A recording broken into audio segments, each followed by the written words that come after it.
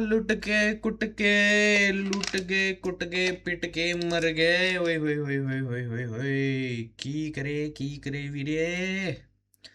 कूट के चली गई गुजरात वाले, कूट के चले गए गुजरात वाले। ओए होए होए होए होए होए होए। ये बनता नहीं था आरसीबी का हारना, ये बनता नहीं था यार। मैच स्लिप होने दिया आरसीबी ने। ये मैच स्लिप हुआ है आरसीबी की तरफ से। ना ढंग की फील्डिंग, ना बटलर का कैच पकड़ा, ना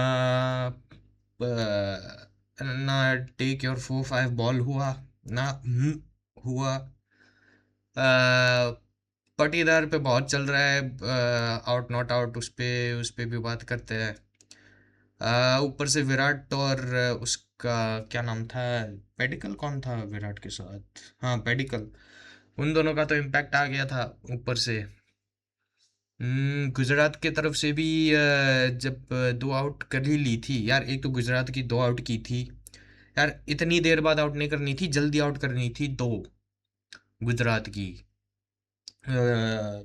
चलो उसको क्या नाम है, साई, उसको तो जल्दी आउट कर लिया था, बट बटलर एंड गिल को तो सेट हो लेने दिया था ना। बटलर एंड गिल तो कितने 18-20 बॉल खेल के गए, उसमें दोनों 40-40 करके गए। तब तक तो सेट हो चुके थे, और इतने कम टोटल में तो मैच ही ख़त्म कर गए। ऊपर ऊपर से 80 रन तो वो बना गए, तो फिर तो कुछ बचा ही नहीं बाकी किसी और के लिए कुछ करना। चलते हैं स्कोर कार्ड पे, यहीं पे बात करते हैं। गुजरात वालों ने टॉस जीता था। गुजरात वाले, रिस्की काम था बट चलो पे ऑफ हो गया, पे ऑफ हो गया। Jacob Bethel unlucky, soft dismissal, वो उधर कहाँ पे मिड विकेट पे कहाँ पे वो कैच हो गया, soft dismissal. Virat Kohli rush हो गया, बॉल पे उसने ज़्यादा पेस डाली, क्रैम्प किया विराट को और रश कर दिया विराट को, उसने खड़ी कर दी बॉल।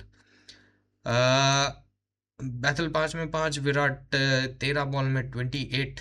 देवदत्त पेडिकल लिए बहुत टाइम तक था क्रीज पे, बट इसके साथ दिक्कत ये हो रही थी कि दूसरी साइड से विकेटें ही गिर रही थी, विकेटें ही गिर रही थी, कोई खड़ा ही नहीं रह पा रहा था उसके साथ। तो पेडिकल का पहले पहले उसने स्टार्ट बहुत अच्छा लिया था, बट फिर बाद में उसको स्लो होना पड़ा था, क्योंकि उसको एक तो स्ट्राइक ज़्यादा नहीं मिल रही थी और विकेटें जा रही थी दूसरी साइड से। फिर कहाँ पे है देवदत्त, रन्स कितने बनाए, 24 बॉल में 40 बना के गया। टॉप टॉप में से तो उनका काम कर गए विराट एंड पेडिकल। बैथल का तो अभी ठीक है, आई थिंक इसका तीसरा ही गेम है।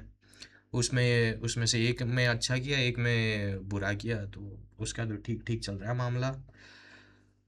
रजत पटीदार, रजत फंस रहा था, पता नहीं क्या हो रहा था, पता नहीं क्या हो रहा था रजत के साथ। रजत क्या कहते, वो दो तीन एक छक्के मार के जा रहा है, बट उसका वो इम्पैक्ट नहीं आ पा रहा ओवरऑल। जब वो आउट होता है तब जो उसका स्ट्राइक रेट होता है वो कितना है, आई थिंक कुछ यही 130 के अराउंड होता है आई थिंक। या तो वो रन बॉल ऐसा कुछ करके जा रहा है, या 12 में 15 ऐसा कुछ करके जा रहा है रजत।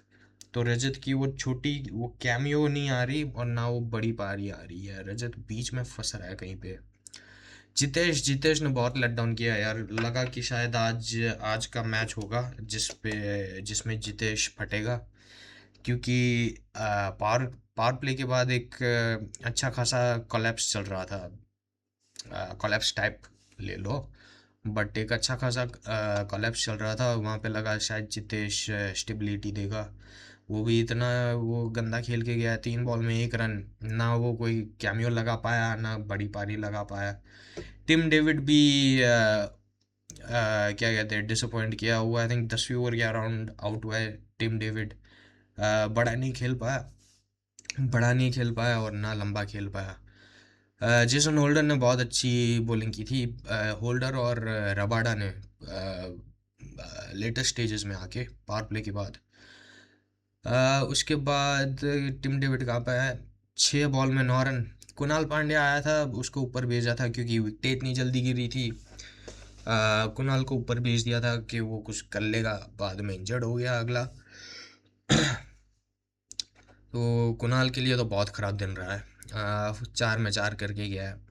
रोमारियो शेपर्ड ये ऐसे गलत टाइम पे आउट हुआ है ना यार। रोमारियो रोमारियो उस टाइम पे आउट हुआ जब अगर वो एक दो ओवर और ले लेता ना, आई थिंक वो 14th के ओवर के अराउंड आउट हुआ है। अगर वो एक दो ओवर और ले लेता, उसकी बात बन जाती, क्योंकि डेथ ओवर्स में वो आदमी पगला जाता है, उसको बस चाहिए ही वो डेथ ओवर्स वाला वो खेल। वेंकटेश अय्यर को भेजा इसमें, क्या कहते हैं, इम्पैक्ट प्लेयर तरीके, इम्पैक्ट प्लेयर के तौर पे 15 में 12 करके गया है। अगेन जब ये आया वेंकटेश, तब दूसरी साइड पे भुवी खड़ा था, आई थिंक कब 16वीं 17वीं ओवर की बात है कि ये दोनों इकट्ठे हो गए थे। फिर तो इन दोनों ने अच्छा ही किया है।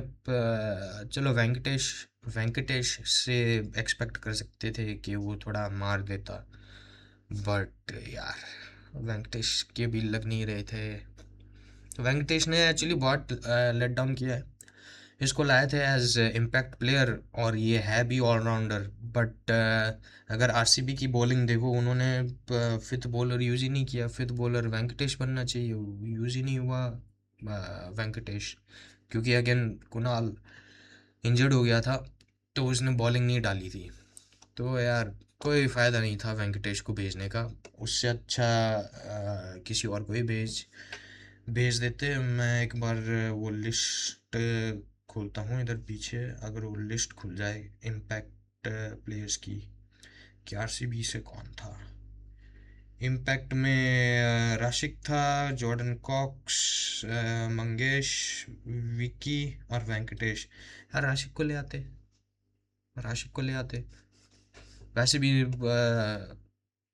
क्या कहते हैं, जब इतनी सारी विकेटें गिर चुकी थी, एक दो तीन चार पाँच छः, जब 6 विकेटें गिर ही चुकी थी इतनी जल्दी, और राशिक को ही ले आते।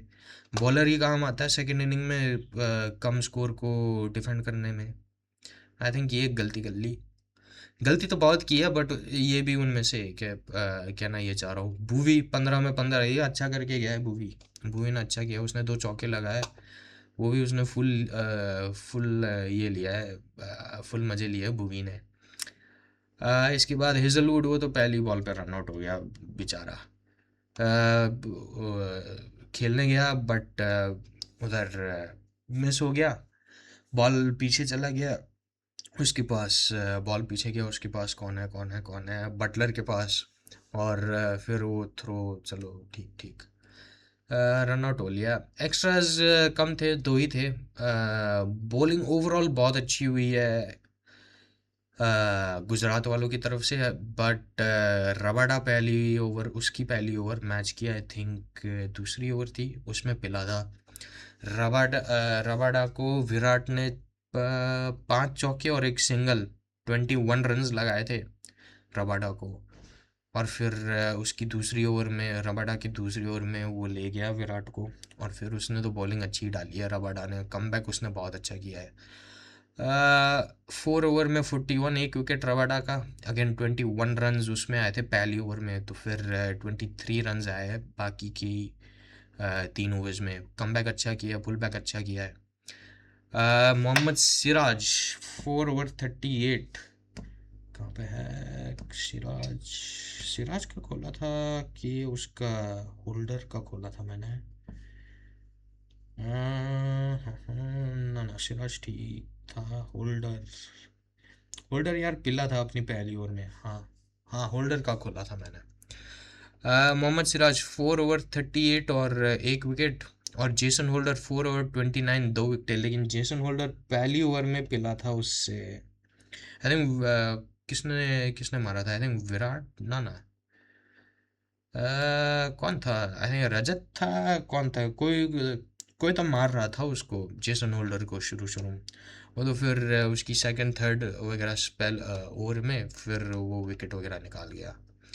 तो बहुत अच्छी बॉलिंग, बहुत अच्छा कमबैक, जो पहले पिला था कमबैक बहुत अच्छा किया है बाद में। फिर ये अरशद खान 3.2 ओवर्स, 22 रन्स और 3 विकेटें। और इसने कोई भी उसमें, आई थिंक कोई भी ओवर इसका 10 के ऊपर नहीं गया था अरशद खान का। अ, वाह यार, नया लड़का है और प्रेशर में डाल रहा है ऑपोजिशन को। वाह, और क्या चाहिए। रवाडा और सिराज तो है ही है मेन बॉलर्स, लेकिन जो बाकी पेसर्स है, थर्ड फोर्थ पेसर्स जो है वो भी बहुत अच्छा कर रहे हैं। उसके बाद राशिद खान, राशिद मियाँ, 4 ओवर 19 रन्स, 2 विकेटें। राशिद मियाँ ने भी अच्छा किया है, और राशिद ने आई थिंक 3 कैचेस पकड़ी है, होल्डन ने भी आई थिंक 3 कैचेस पकड़ी है। वो फील्डिंग वाइज भी बहुत अच्छा है, वो चेन्नई वाले मैच में जो किया था वो नहीं किया कि पहले कैचे अच्छी पकड़ी फिर बाद में घटिया फील्डिंग की, वैसा नहीं हाल था। आज जनरली फील्डिंग बहुत अच्छी थी इन लोग की, गुजरात वालों की। पार्टनरशिप्स बस ऊपर ही थे। 16 बॉल में 34 और 26 बॉल में 44। फिर बाद में तो सब ठीक ठीक ही था, रन बॉल वाला ही मामला था हर जगह। अब इस पे आते हैं, वो सेकंड इनिंग पे चले उससे पहले कौन था, पडिक्कल, नहीं नहीं, पटीदार। पटीदार पे आते हैं। लोग कह रहे आउट है, नॉट आउट है। अब मेरे पास बॉल है नहीं यहाँ पे, बट इसने आई थिंक, कौन था, अनिल चौधरी का वीडियो देखा था, किसका देखा था, किसी का वीडियो में देख के आया था, या अश्विन का था। उसमें ये था कि बॉल जो है नॉर्मली जब हाथ में पकड़ते हैं ना उसको, क्रिकेट बॉल को, तो मतलब लगभग पूरा पाम फिल हो जाता होता है और उंगलियां भी प्रॉपर उसको छुपा नहीं पाती। बट जो ये है जेसन होल्डर है, क्योंकि वो एक तो इतना लंबा आदमी, इतना हट्टा कट्टा आदमी, उसके हाथ भी बहुत बड़े हैं, तो बॉल ना पूरा छुप जाता है उसकी पाम में, उसकी मुट्ठी में बॉल पूरा छुप जाता है। तो उसमें ये देखना है कि अंपायर को ये जज करना है कि उसको उस टाइम पे क्या लग रहा है कि फिंगर्स कवर कर रहे हैं बॉल को, उसने ग्रैब किया है बॉल को, रैप अराउंड किया है फिंगर्स ने।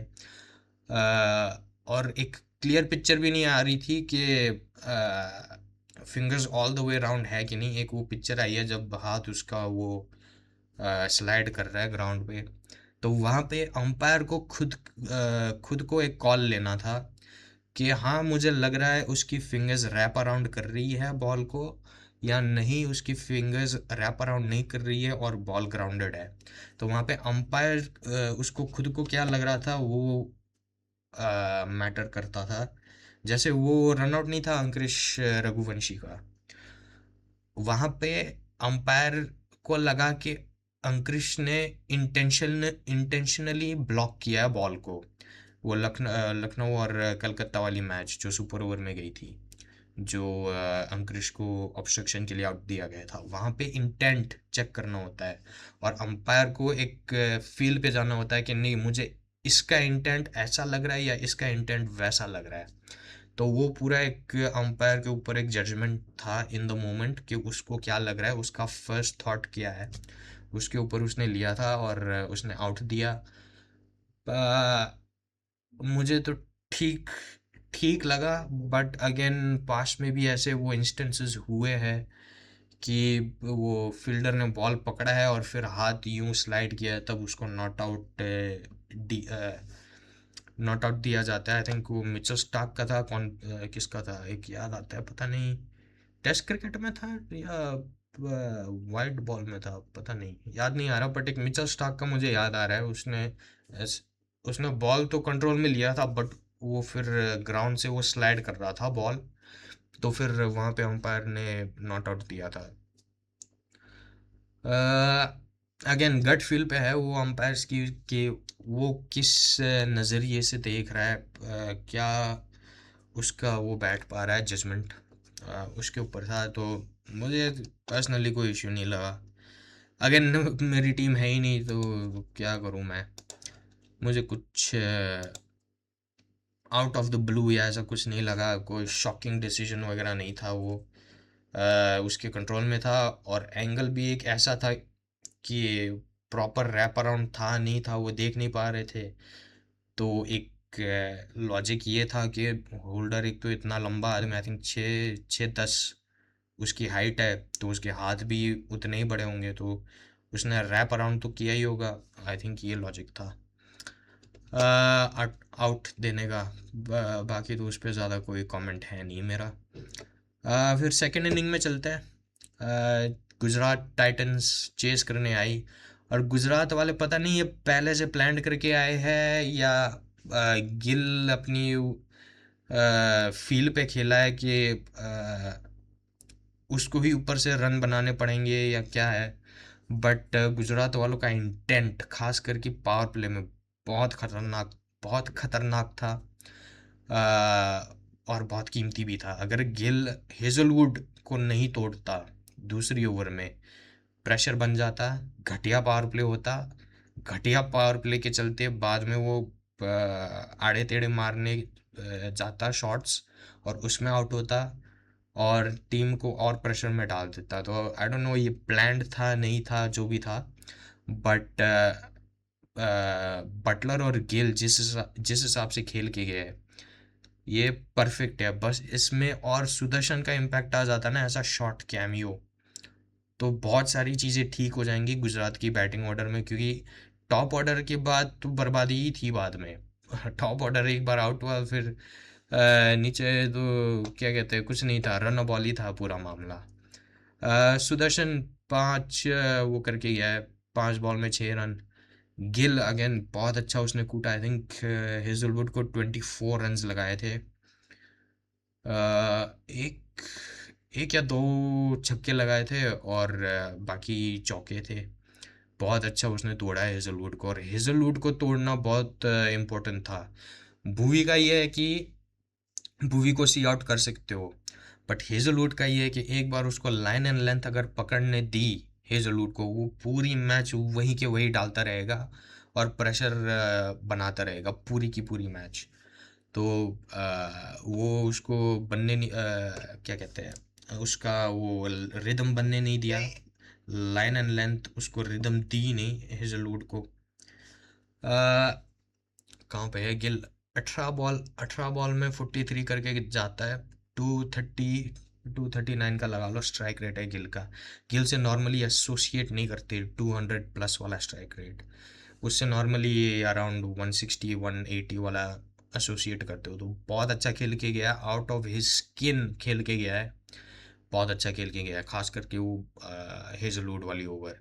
जॉश बटलर 19 बॉल में 39, अगेन सिमिलर इम्पैक्ट उसकी तरह गिल की तरह, बट बटलर बहुत ज़्यादा अक्रॉस चला गया था स्टंप्स के। भूवी ने आई थिंक कहाँ पे पिच किया था, आई थिंक मिडल पे पिच किया था, या between middle end of pitch था, और बॉल जाके लगती है लेग स्टंप पे, जस्ट जस्ट उसकी वो पैर के पीछे से जाती है बटलर की, और बोल्ड होता है। बटलर बहुत ज़्यादा वो अक्रॉस द स्टंप्स चला गया, और भुवी ने बस विकेट टू विकेट डाला है बॉल, उसमें वो फंस गया, एक ऑकवर्ड पोजीशन में आ गया था वो, फिर क्या कहते हैं, डिफेंड भी नहीं कर पाया था बॉल को। उसके बाद वाशिंगटन, अब ये देखो ना, ऊपर ये दो आ गए गिल एंड बटलर, फिर बाद में देख लो 12 सुंदर, शाहरुख 8 में 8।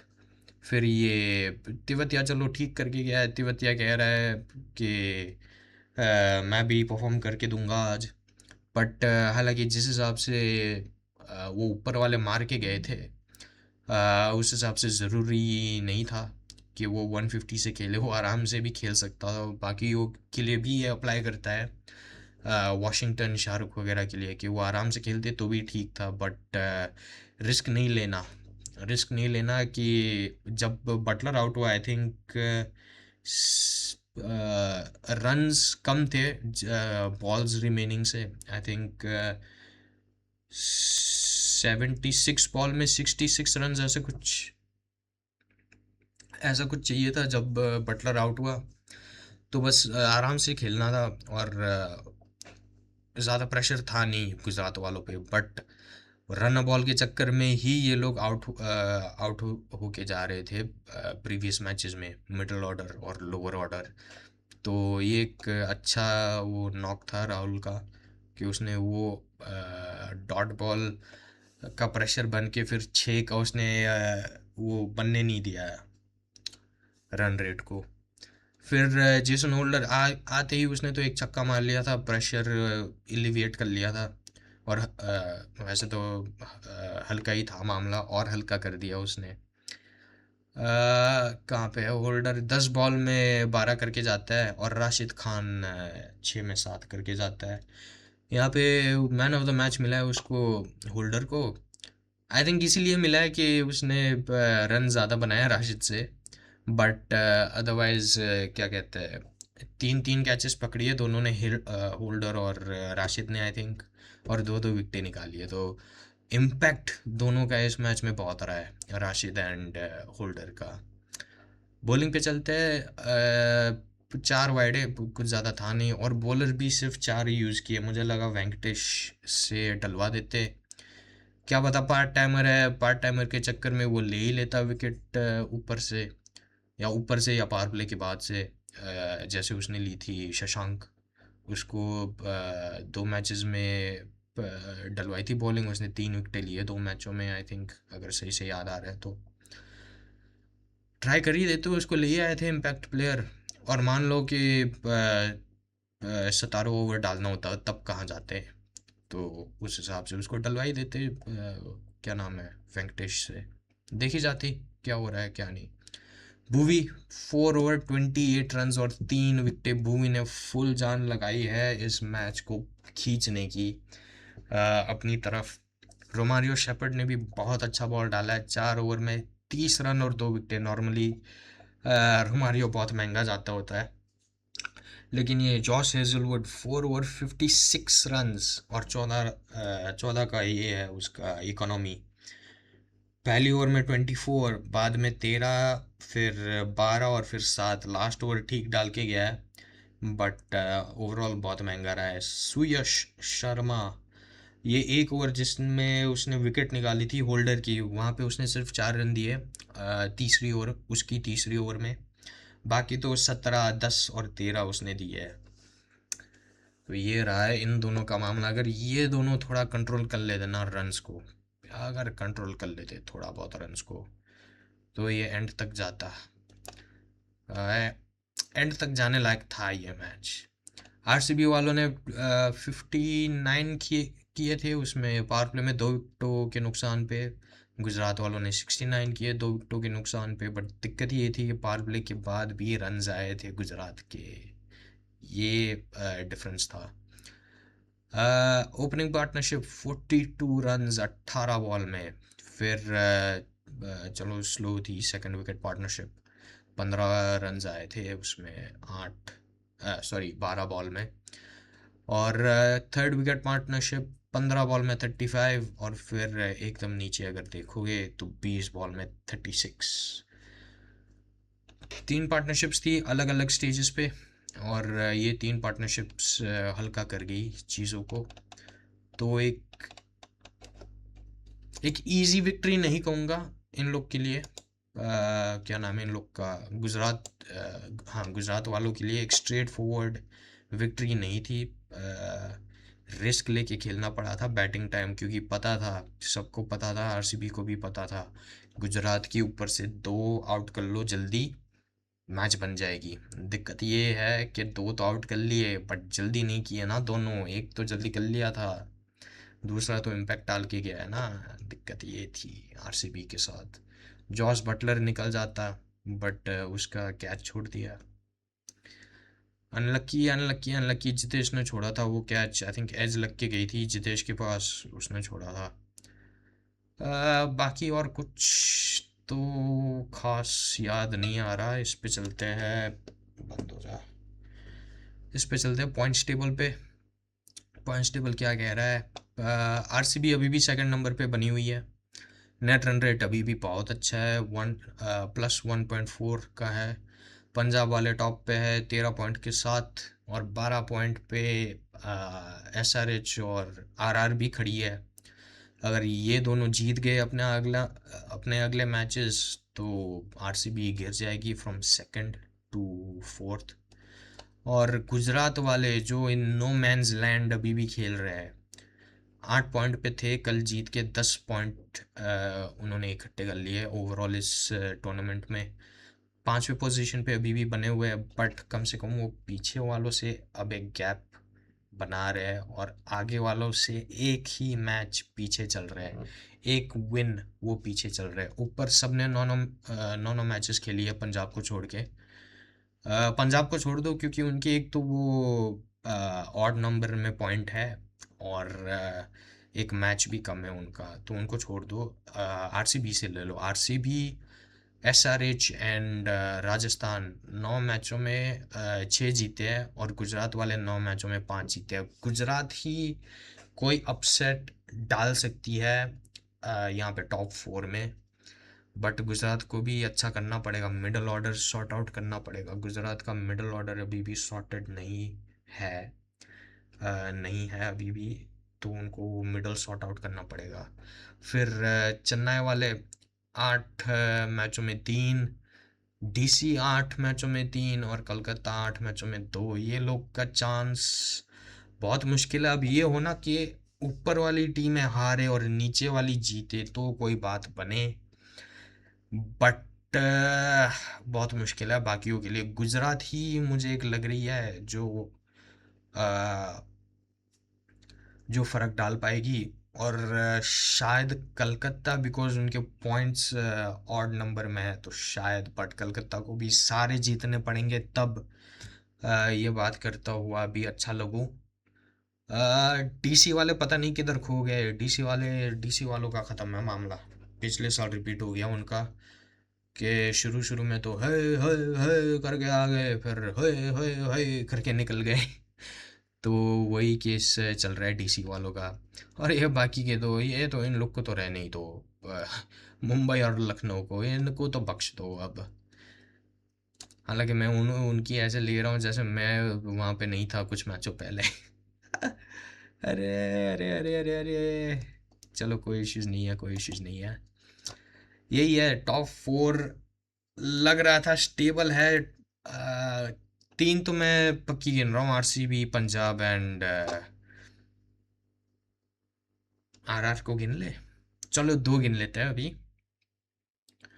क्योंकि आरआर वालों का भी कोई फिक्स नहीं है। आरसीबी यार, दिक्कत ये होके रखी है ना कि पंजाब जिसकी बैटिंग वीक लग रही थी, वो 265 चेस करके खड़ा है, उनकी बॉलिंग पिल रही है। आरसीबी जिनकी बैटिंग स्ट्रांग लग रही थी, वो 155 पे ऑल आउट हो गए। उनके बॉलर्स ने भी 15-16 ओवरों में चेस करवा दिया 155। आरआर वाले मिडल ऑर्डर का इश्यू था, वो सॉर्ट आउट कर लिया शुभम को डाल के, बट उसमें फिर हेटमायर बाहर बाहर बैठ रहा है। पता नहीं वो एक इम्बैलेंस होगा कि नहीं होगा। एसआरएच वाले, टुल्लो की भरी मालगाड़ी, कभी भी उल्टी हो सकती है, कुछ कह नहीं सकते। पता चले किसी दिन 30 पे 3 हो गए, ऊपर वाले सारे निकल लिए, क्लासन वापस वो एंकर वाला इनिंग खेल के वो भी निकल लिया, कुछ कह नहीं सकते। बॉलिंग में उनके एकदम यंगस्टर्स है, वो कमाल करके जा रहे हैं। वो प्रफुल हिंगे, और वो कौन था, शिवांग था एक, और शाकिब, और उसमें कमिंस भी आ गया अब। ट्रेविस टुल्ला आउट ऑफ फॉर्म चल रहा था, रोहित को देख के वो फॉर्म में आ गया। गुजरात वाले टॉप ऑर्डर रन बना जाते हैं, तो मिडल पे प्रेशर नहीं पड़ेगा। टॉप ऑर्डर आउट होती है, मिडल रन नहीं बनाता।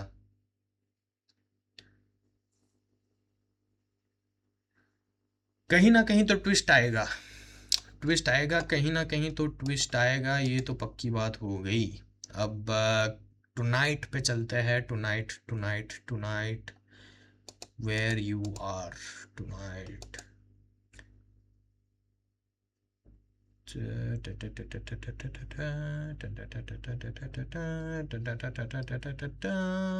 कहाँ पे है? रे खुल जा, कहाँ पे है?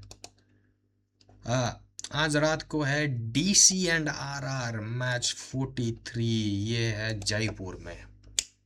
डीसी एंड आरआर, क्या कहूँ, आरआर वाले जीत जाएंगे।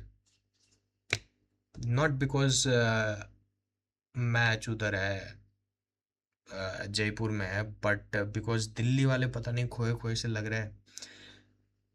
दिल्ली वाले यार, राहुल कह रहा है मैं 150 बना के भी तुम हग रहे हो मेरी एफर्ट पे। मुश्किल हो गया रखा है दिल्ली के लिए। मुश्किल मुश्किल मुश्किल हो गया रखा है दिल्ली के लिए। आरआर जीत जाएगी मेरे हिसाब से। आरआर का बनता है जीतना, जो फॉर्म है, रिदम है, आरआर का बनता है। वेब को आउट कर लेना, जायसवाल को आउट कर लेना, बस देख लेना इन लोग को आउट करके। आई थिंक तो मिडल ऑर्डर स्ट्रगल स्ट्रगल कर सकता है, मिडल ऑर्डर आरआर का। बट ये है ना कि फिर डीसी का भी पूरा ऑर्डर ही स्ट्रगल कर रहा है। डीसी वाले अगर चेस करने आए तो उनकी बात शायद बन जाए। आई थिंक डीसी चेस करते टाइम उनके फेवर में है। अगर राजस्थान का चेज है तो राजस्थान के फेवर में है। बेसिकली जो टीम चेस करेगी वो जीतेगी मेरे हिसाब से, और आई थिंक राजस्थान जीतेगी। ये था आज का मैच। बहुत जल्दी जल्दी कवर किया मैंने, बहुत चीज़ें रश कर दी। अगर कोई चीज़ छूट गई हो बता देना कमेंट करके। ये भी कमेंट कर लेना कौन जीत रहा है आज को, डीसी और राजस्थान के बीच में। कमेंट कर लेना, लाइक कर लेना, सब्सक्राइब कर लेना। अगेन इश्यूज स्टिल परसिस्ट हो रही है, पता नहीं कब तक परसिस्ट होंगी। तो वीडियोज़ ही आती रहेगी, लाइव होगा नहीं अभी। आई होप कम से कम वर्ल्ड कप तक तो सब ठीक हो जाए। 1 महीना है वर्ल्ड कप को। होप्सफुली होप होप कि सब चीज़ें ठीक हो जाए वर्ल्ड कप तक। तो कल मिलते हैं राजस्थान एंड डीसी के मैच के साथ। लाइक कर लेना, सब्सक्राइब कर लेना, कमेंट कर लेना कौन जीत रहा है कौन हार रहा है, और अगर मैंने कोई चीज़ मिस कर दी है तो।